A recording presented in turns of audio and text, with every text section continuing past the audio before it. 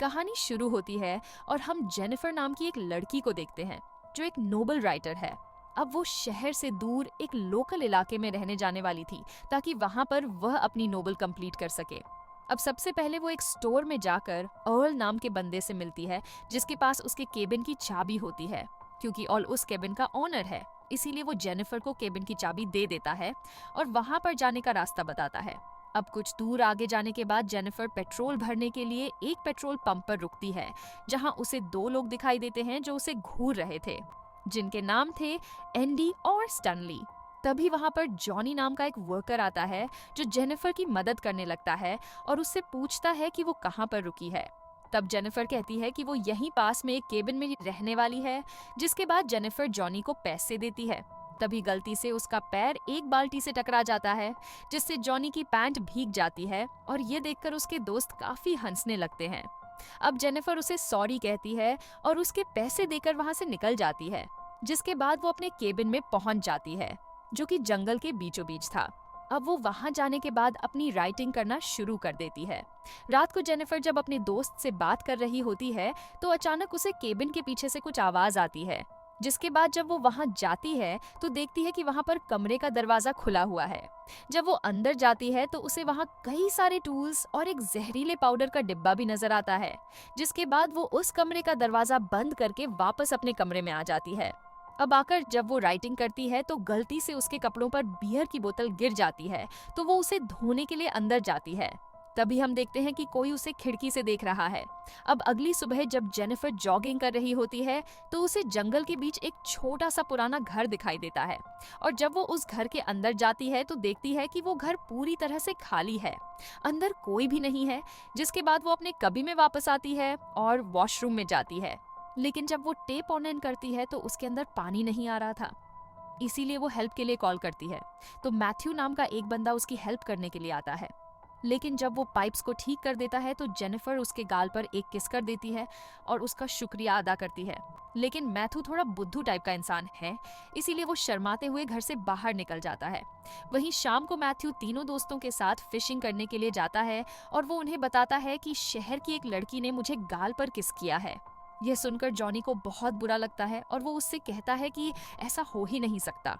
अब ये लड़का जॉनी को कैमरे में जेनिफर की वीडियो दिखाता है, यानी वो स्टैनी ही था जो उसे खिड़की से देख रहा था। ये सब देखकर जॉनी की नीयत खराब हो जाती है और वो अपने दोस्तों के साथ जेनिफर के बारे में उल्टा सीधा बोलने लगता है और कहता है कि देखना, आज रात को ही मैं इस लड़की का शिकार करूंगा। अब रात को जब जेनिफर सो रही होती है तो अचानक उसे दरवाजे से कुछ आवाज आती है और जब वो वहां पर जाती है तो उसे वहां पर मरी हुई चिड़िया दिखती है। ये देखकर वो काफी घबरा जाती है। अब उसे देखकर वो अपने कबी में वापस आ जाती है और अंदर आते ही वो देखती है कि उसके लैपटॉप में 3 आदमियों की फोटो है, जिससे वो काफी डर जाती है और तभी वो तीनों रूम में आकर उसे घेर लेते हैं। लेकिन जेनिफर उससे कहती है कि तुम लोग यहाँ क्यों आए हो, और वो इनसे झूठ बोलती है कि मेरा बॉयफ्रेंड यहाँ आने वाला है, इसीलिए तुम सब के सब यहाँ से अभी चले जाओ। तब जॉनी कहता है कि मुझे पता है इसका कोई भी बॉयफ्रेंड नहीं है और मैंने सुना है कि इसने मैथ्यू को गाल पर किस किया था। ये कहकर वो मैथ्यू को बुलाकर अंदर लाते हैं, लेकिन जेनिफर कहती है कि मैंने उसका शुक्रिया अदा करने के लिए वो किस किया था। तब जॉनी कहता है कि मैं शहर की लड़कियों को अच्छे तरीके से जानता हूँ और उन्हें क्या चाहिए होता है ये भी जानता हूँ। जिसके बाद जॉनी जेनिफर को दारू की बोतल देता है और उसे पीने के लिए कहता है, लेकिन जेनिफर ये नहीं करना चाहती थी। तब जॉनी कहता है कि अगर तुम इसे पी लोगी तो हम सब यहाँ से चले जाएंगे। जिसके बाद वो ना चाहते हुए भी उसे पी लेती है, लेकिन वो लोग फिर भी वहां से नहीं जाते। और तो और जॉनी बेसबॉल बैट को उसके मुंह को लगाता है और अपने दांत दिखाने के लिए कहता है। तो जेनिफर उसे दांत भी दिखाने लगती है, लेकिन जॉनी उसके दांत को पकड़कर हिलाने लगता है। जिसके बाद वो एक गन निकालकर जेनिफर से कहता है कि इस गन को किस करो और इमेजिन करो कि मैं ही तुम्हारा बॉयफ्रेंड हूँ, और वो उस गन को किस करवाता है और फिर उसे मुंह में डालकर हिलाने लगता है। वहीं मैथ्यू को यह सब देखकर अच्छा नहीं लग रहा था, इसीलिए वो अपना मुंह दूसरी तरफ कर लेता है।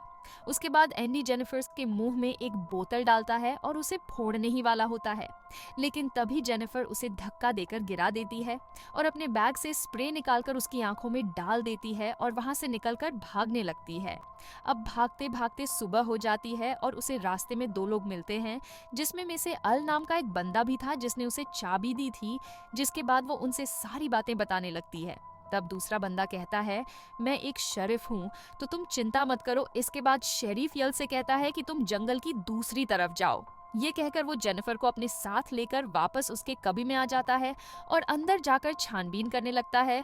तो उसे वहाँ पर कोई भी नहीं मिलता, लेकिन उसे वहाँ पर जेनिफर की बियर बोतल मिलती है और वो कहता है कि शायद तुम्हें पीने की वजह से लूसन हुआ है। लेकिन जेनिफर कहती है कि मैं बिल्कुल ठीक हूँ।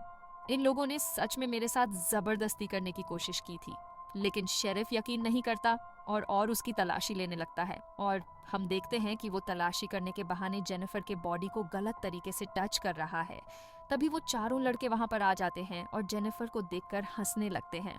ये देखकर वो समझ जाती है कि शेरिफ भी उन लोगों से मिला हुआ है, जिसके बाद शेरिफ भी जेनिफर के साथ बदतमीजी करने लगता है और उसे मारने लगता है और कहता है कि अब तुम्हारे साथ बहुत बुरा होने वाला है।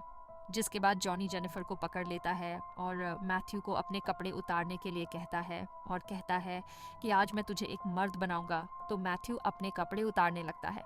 उसके बाद वो जबरदस्ती जेनिफर के कपड़े फाड़ देते हैं और उसे नीचे गिरा। मैथ्यू से कहते हैं कि तुम इसके साथ संभोग करो। जिसके बाद मैथ्यू जेनिफर के साथ जबरदस्ती गंदा काम करने लगता है, जिससे जेनिफर को बहुत दर्द होता है और वो चिल्लाने लगती है। तभी शेरिफ के घर से उसकी बेटी एंजल का कॉल आता है, जिस पर उसकी बेटी कहती है कि आज वो घर पर जल्दी आए। जिस पर वो अपनी बेटी से वादा करता है कि आज वो जल्दी घर वापस आएगा। उसके बाद वो लोग जेनिफर को छोड़कर वहां से चले जाते हैं। अब उनके जाने के बाद जेनिफर किसी तरह उठकर बिना कपड़ों की हालात में वहां से बाहर जाने लगती है। लेकिन कुछ दूर आगे जाने पर वो पांचों फिर से उसके सामने आकर उसे घेर लेते हैं, क्योंकि अभी भी उनका मन नहीं भरा था। जिसके बाद वो उसे फिर से पकड़कर पानी में डुबाने लगते हैं और इस बार शरीफ अपने कपड़े उतारकर जेनिफर के साथ जबरदस्ती करने लगता है, जिस पर दर्द के कारण जेनिफर जोर जोर से चिल्लाती है।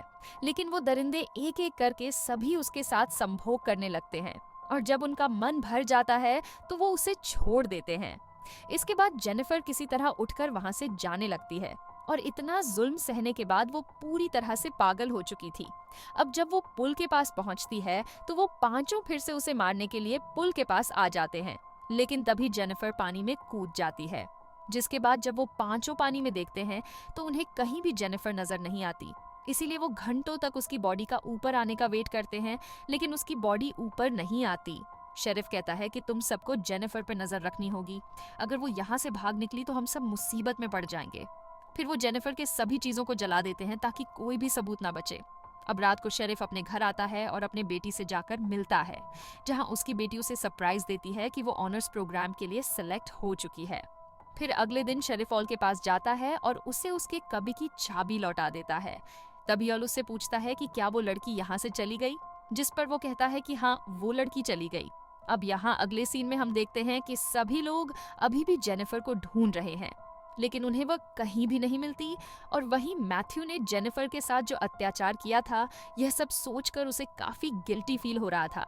अब एक दिन अर्ल शेरिफ को कॉल करता है और उससे कहता है कि उसे जेनिफर के बहन का कॉल आया था, जो कह रही थी कि जेनिफर अभी तक वापस क्यों नहीं आई, तो क्या तुमने उसके साथ कुछ गलत तो नहीं किया। इस पर शेरिफ कहता है कि नहीं, ऐसा कुछ नहीं है, वो बस वहां से चली गई। अब अगली सुबह स्टैंडी भागते हुए इन दोनों के पास आता है और उन्हें बताता है कि उसका कैमरा चोरी हो गया है और उस कैमरे में जेनिफर की वो सारी वीडियो क्लिप थी। ये सुनकर वो एंडी को मारने लगता है और कहता है कि तुम्हें वो सब रिकॉर्ड करने की क्या जरूरत थी। अब रात को जब जॉनी अपने कमरे में होता है तो उसे दरवाजे पर कुछ आवाज आती है और जब वो वहां जाता है तो उसे दरवाजे पर एक मरी हुई चिड़िया मिलती है, जिसे देखकर वो सोचता है कि शायद उसके फ्रेंड उसके साथ प्रैंक कर रहे हैं।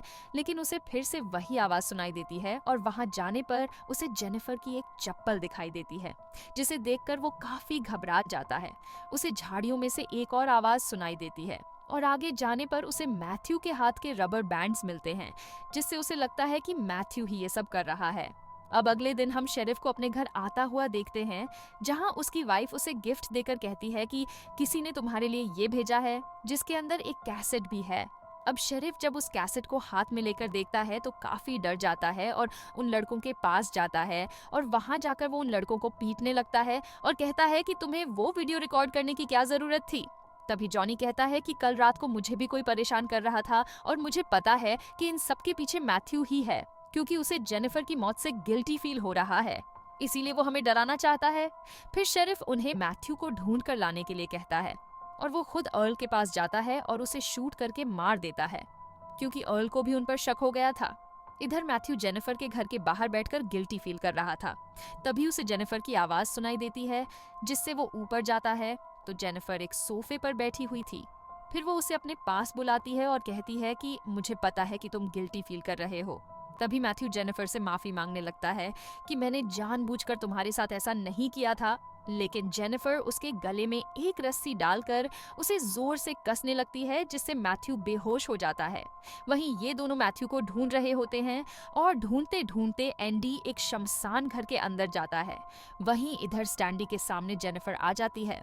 अब उसे देखकर वो उसे मारने के लिए आगे बढ़ता है तो उसका पैर एक ट्रैप में फंस जाता है, जिससे वो चिल्लाकर एंडी को बुलाने लगता है। और जब एंडी वहां पर आता है तो तभी जेनिफर पीछे से आकर उस पर अटैक कर देती है और फिर स्टैंडी के भी सर पर मार देती है, जिससे वो भी बेहोश हो जाता है। अब जब एंडी की आंख खुलती है तो वो खुद को एक लकड़ी के सहारे बाट टब में लेटा हुआ पाता है। तभी जेनिफर पानी चालू करके उस टब को भरने लगती है।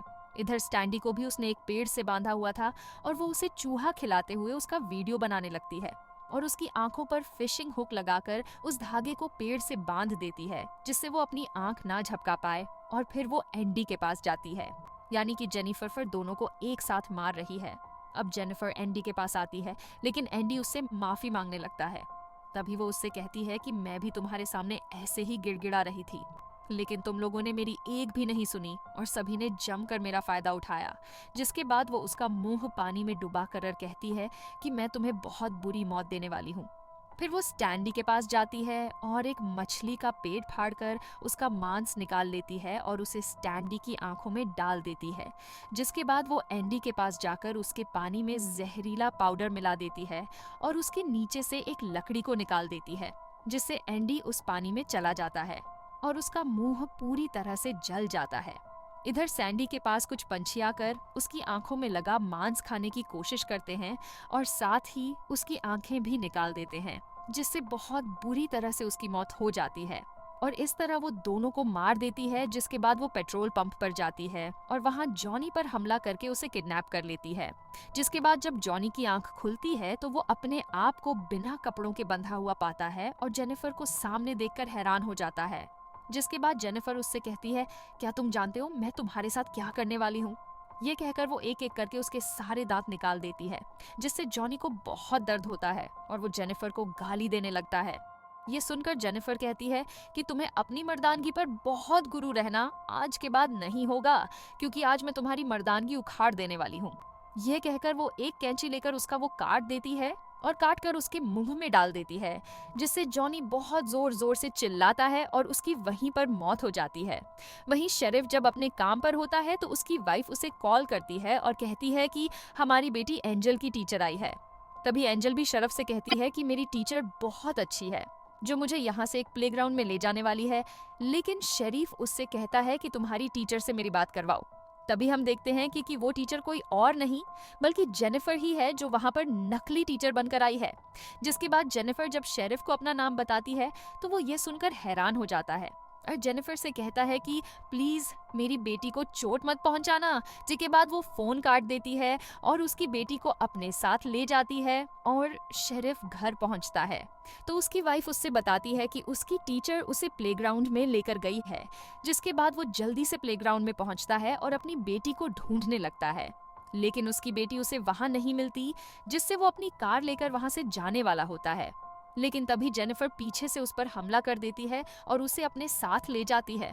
और जब उसकी आंख खुलती है तो वो खुद को बंधा हुआ पाता है और वो उसके बैक साइड में जेनिफर ने उसी की शॉटगन डाली हुई होती है। जिसके बाद शरफ दर्द के कारण जेनिफर से कहता है कि प्लीज मुझे मत मारो, मुझे यहाँ से जाने दो। तभी जेनिफर उस शॉटगन को बार बार अंदर डालने लगती है और कहती है कि मुझे भी ऐसा ही लग रहा था जब तुम सभी मेरे साथ जबरदस्ती कर रहे थे। तभी शेरिफ उससे पूछता है कि तुमने मेरी बेटी के साथ क्या किया है? तो जेनिफर कहती है कि तुम्हारी बेटी तो काफी जवान और खूबसूरत है, अगर कोई उसके साथ जबरदस्ती करे तो उसे कैसा लगेगा? तभी वो कहता है कि जो मेरी बेटी के साथ ऐसा करेगा मैं उसे जान से मार दूंगा। तभी जेनिफर कहती है कि मैं भी ठीक तुम्हारे साथ वैसा ही करने वाली हूँ, क्योंकि तुमने भी किसी की बेटी के साथ ऐसा ही किया था। जिसके बाद जेनिफर उस शॉटगन के ट्रिगर में एक रस्सी डालती है और उस रस्सी को टाइट करके उसके दूसरे मोड़ को मैथ्यू के हाथ में डाल देती है, जो बिल्कुल शेरिफ के सामने बैठा हुआ था। जिसके बाद वो उससे कहती है कि जब मैथ्यू को होश आएगा तो तुम दोनों मारे जाओ। ये कहकर वो बाहर जाकर बैठ जाती है। जिसके बाद मैथ्यू को होश आ जाता है, जो शेरिफ को देखकर हैरान हो जाता है। तभी शेरिफ उससे कहता है कि बिल्कुल भी मत हिलना, लेकिन मैथ्यू अपना हाथ हिला देता है, जिससे वो गन चल जाती है और उससे निकली हुई गोली शेरिफ के पीछे से चीरती हुई मैथ्यू को आकर लग जाती है, जिससे उन दोनों की वहीं पर मौत हो जाती है। जिसके बाद हम जेनिफर को देखते हैं, जो सभी को बुरी तरीके से मारकर अपने बदले से काफी खुश थी। जिसके साथ साथ यह मूवी यहीं पर खत्म हो जाती है।